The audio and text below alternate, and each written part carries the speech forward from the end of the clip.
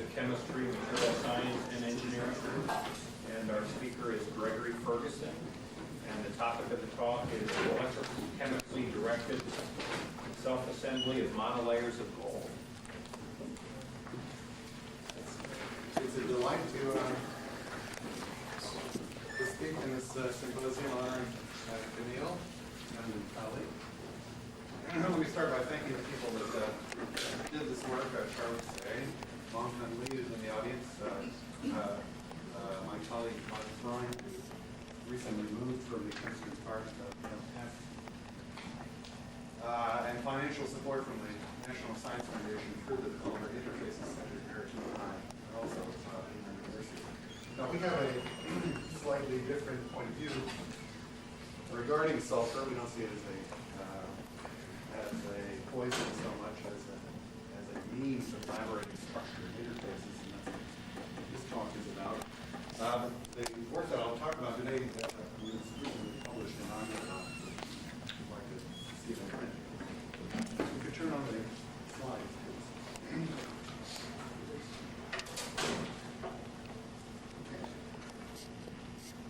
Now, organosulfur compounds such as thiols and disulfides react beautifully well with the surface of gold. In fact, one of the most attractive features of this system is the ease with which one can form well-ordered monolayer films at the surface of it. Simply immersing substrate in solution or in the vapor of a organosulfur compound of sort leads to ordered monolayer formation. The argument I'd like to make right at the outset of the talk is that indeed this formation is easy, in fact it's too easy, if one is interested in regioselectivity, that is, forming monolayers only in certain places. Imagine, for instance, a pre-existing pattern of separate gold surfaces on a substrate, and the desire to elaborate structure only on one of those and not the other. Of course, expose the substrate to thiol and disulfide as I showed before. What happens is one gets monolayer formation on both gold surfaces rather than selectively on one or the other. One would be interested in doing this kind of thing, for instance, if you were interested in taking microelectrode arrays and turning them into sensor devices. Now there are some possible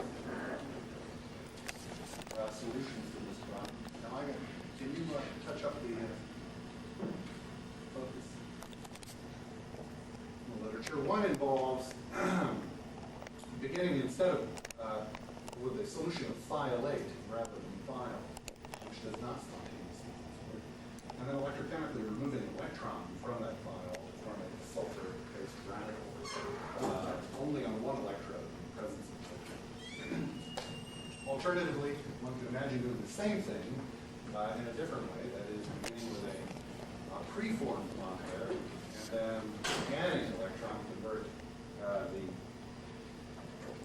absorbates on one electrode to thiolate, which leads to spontaneous desorption.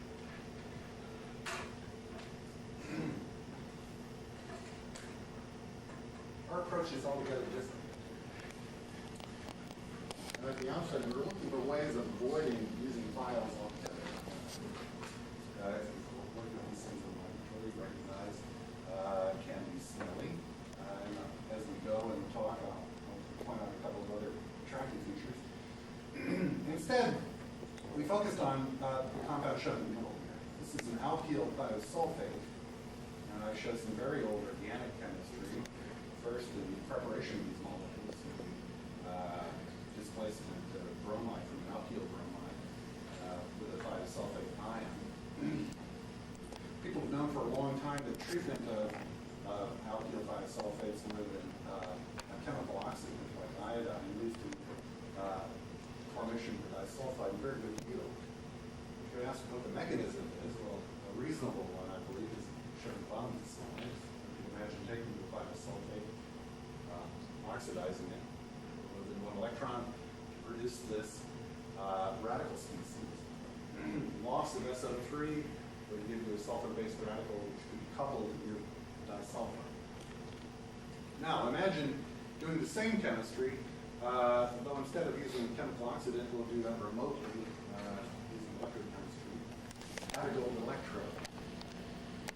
And this is the this slide contains the driving hypothesis of the work. If we oxidize the species at a gold electrode to make the corresponding radical species, and that falls apart to make SO3 and sulfur-based radical, we'd expect that if this is happening near a gold electrode, that sulfur species would be trapped by the gold electrode and give rise to the monolayer formation. Alternatively, two of these species may couple to make disulfide, but as I showed you in the first slide, disulfides also react at gold surfaces, right? Self-assembly monolayers. Now, the SO3. Typically, we do these experiments out of the laboratory, so there is ambient water around, solvents THF, and SO3 will add water to make sulfuric acid. Turns out the thiosulfates can be hydrolyzed in acidic media to form thiols, which in turn can form monolayers. So, there are many different pathways that lead from thiosulfate to self-assembly monolayer. We'll make use of it. Now, although the system's not catalytic, clearly removal of one electron leads to a cascade of chemical reactions, all converging on the target species.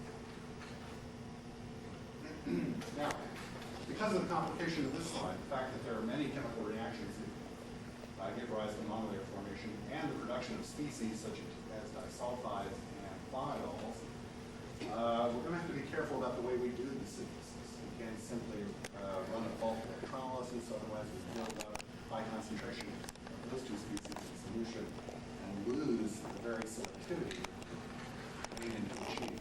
So instead we use pulse voltammetry, and this is a simple scheme outlined here. We begin with our gold electrode sitting at a rest potential of minus 29 volts. No electrochemistry happens, and then step that up to a higher potential that is sufficiently high to cause oxidation of thiosulfate. And then after 5 seconds, step it back down to resting voltage. What happens when you do that is this. Well, actually, when we start at the top, this is a cyclic voltammogram showing the oxidation plate. Up in the inset here is an expansion of that CD in the region, right about here, about minus 0.5 volts, where we see the onset of current flow. Where the electrochemistry begins. Now, corresponding to that increase in current, the appearance of finite current, we see formation of a monolayer begin, and we interrogate the surface or learn what's happening with respect to monolayer formation by measuring the contact angle of hexadecane. This is reported here as the cosine of that contact angle, and as you see, at the same place where we have an increase or the appearance of anodic current, we also see the appearance of a finite contact angle, and that rises to a peak and then drops off. We see 3 sets of data here, and these are for 1 voltmetric pulse, 3 pulses, and 5 pulses. We're basically mapping out the electrochemistry and its relation to the formation of monolayers. Shown on this slide is our data reporting the thickness of the monolayer, and also, again, this contact angle data, both in hexadecane now and also in water. As a function of the number of pulses, the voltammetric pulses we use to build the monolayer, what we see is that it takes very few pulses, within about the first 5 pulses, we reach limiting values of wettability, oleophobicity and hydrophobicity. And we also, over a short period of time, reach a limiting thickness. This thickness is identical to the thickness we found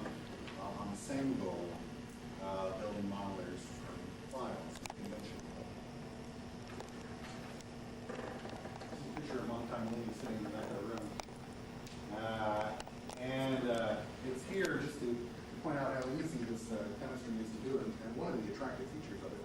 You probably can't tell what he's doing here. He probably wish he didn't. That's just pump oil. When one builds monolayer films conventionally, one typically has to use gold that's relatively fresh. It is freshly evaporated within a couple of weeks and stored in a clean room. Or conversely, older gold has been cleaned somehow.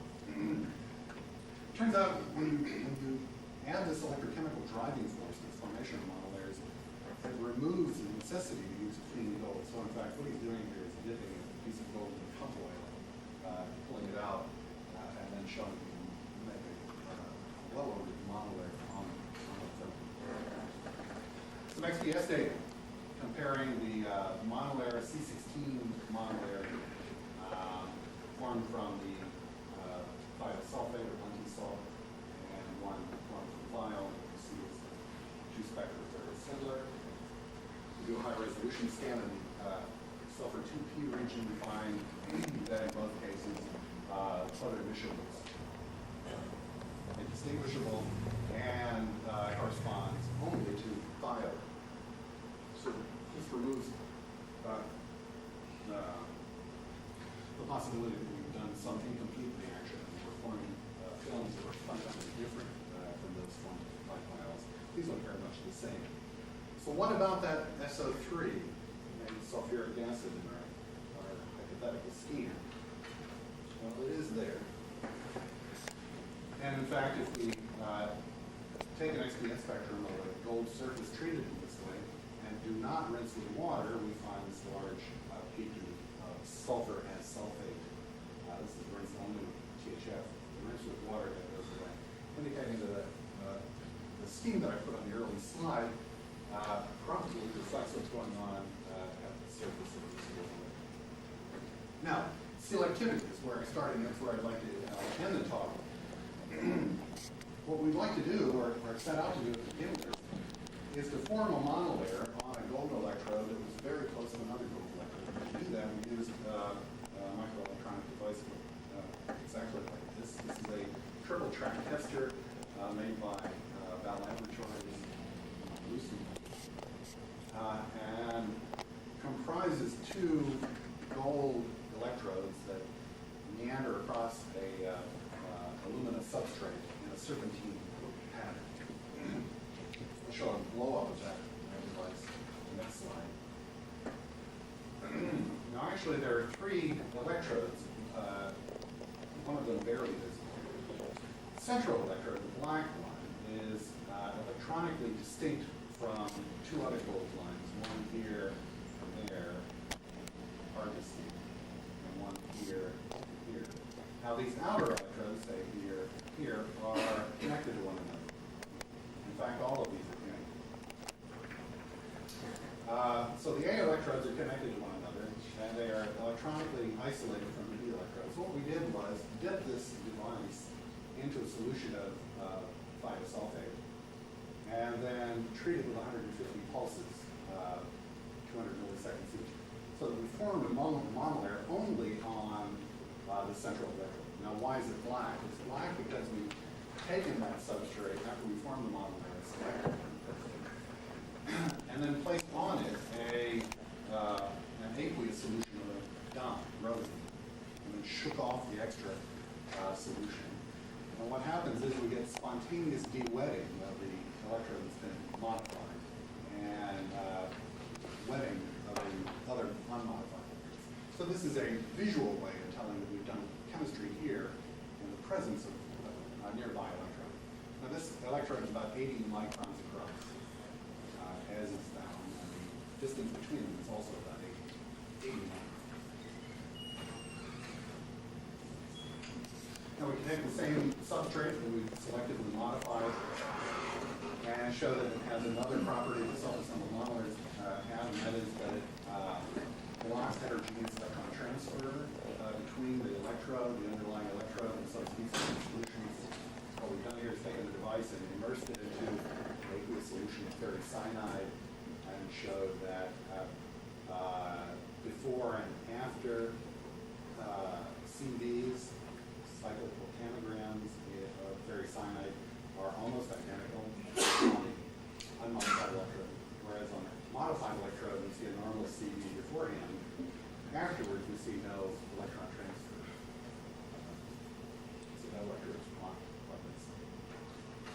it looks like it worked. Now, as we were preparing this paper for publication, something remarkable happened. We opened Lang Viewer and found this chemistry. Spontaneous non-selective chemisorption of Bunting salts on solid gold surface treated without sulfates, and the absence of any potentious form beautiful self-assembled monolayers. So why are we seeing this selectivity? The key appears to be the fact that we have in our solutions an electrolyte, tetraambutyl ammonium tetrafluoroborate. What's shown here are the kinetics of monolayer formation in this solution that we've been using to do the electric chemistry. And what you find is that indeed, in the absence of an applied potential, you do see monolayer formation, but it takes a long time. Initially, for the first few minutes, you see nothing, and then it slowly rises over several hours, and eventually, over several days, reaches the kind of level of completeness that I showed you in my earlier slides. Our chemistry is happening, electrochemistry is happening within 1 minute, so that's that. So, there's something about the tetrafluoroborate that has inhibited this reaction. This is an ongoing, this describes an ongoing research in the laboratory. Now, there's an interesting comparison to be made here. If we do the absorption in the absence of electrolyte, or we replace the tetrafluoroborate with hexafluorophosphate, what we find is immediate chemisorption, spontaneous chemisorption. No applied potential here. The form of well-formed monomer within a very short period of time.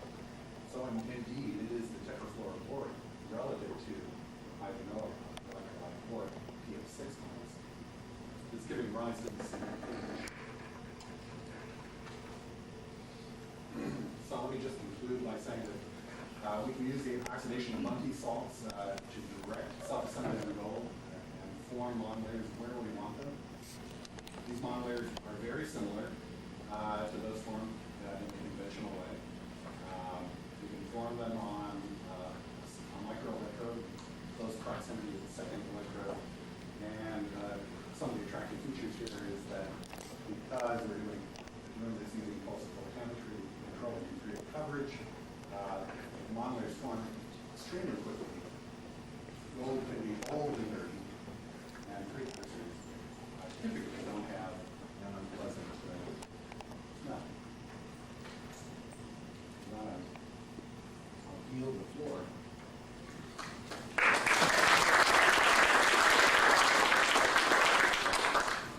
We have time for one or two questions.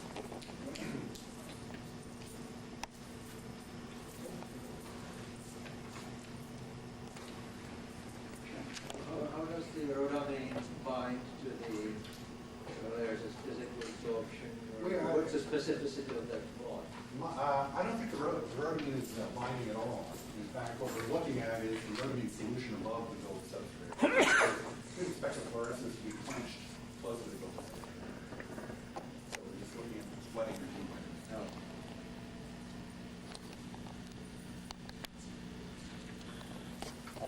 Other questions?